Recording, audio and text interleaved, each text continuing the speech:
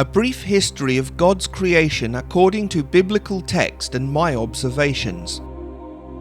Genesis 1:2 says, "In the beginning God created the heavens and the earth.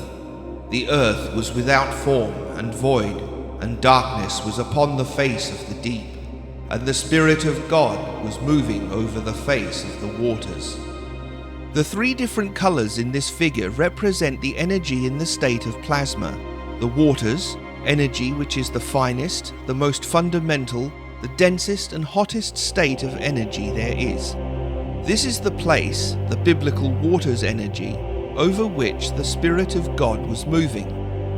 This above verse is accurately describing the situation that existed at this point in history in universal time, before the energy started to manipulate itself into other states and levels, eventually forming our solid reality, including the observer.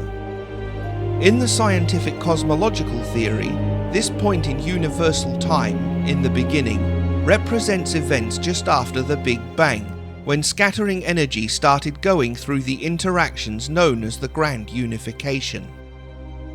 The dwelling place of God is holier than the celestial or heavenly world, and is beyond our earthly or celestial or heavenly time. God started his holy work using his own unlimited nature, God's particles, as a base energy for creating the celestial universes and forming the terrestrial universes, including our planet Earth.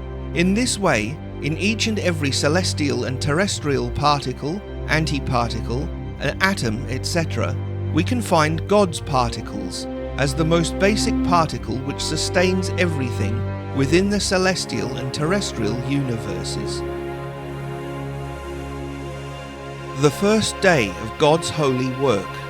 Genesis 1:3-5.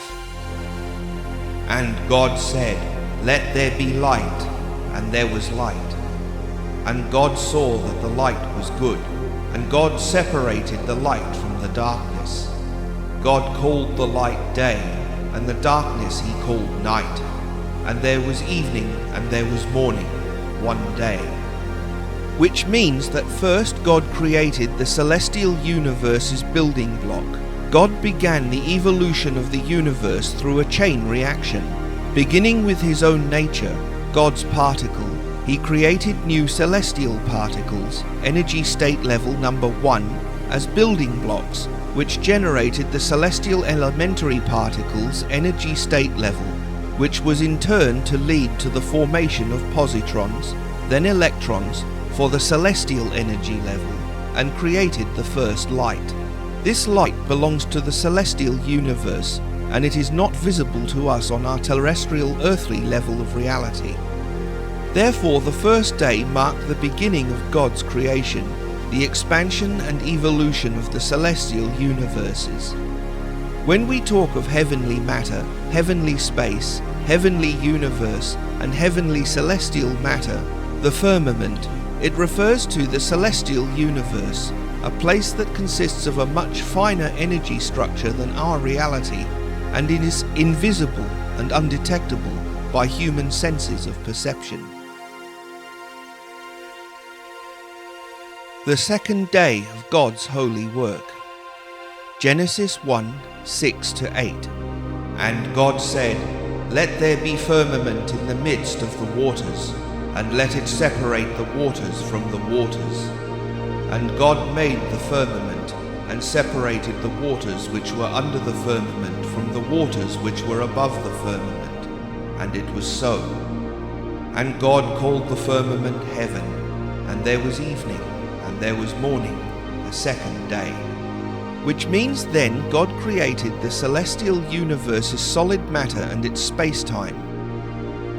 Genesis 1:3-8 deals with the creation of the celestial universe's nature, the heavens. This has nothing to do with our terrestrial universes and planet Earth. The third day of God's holy work. Genesis 1:9-13.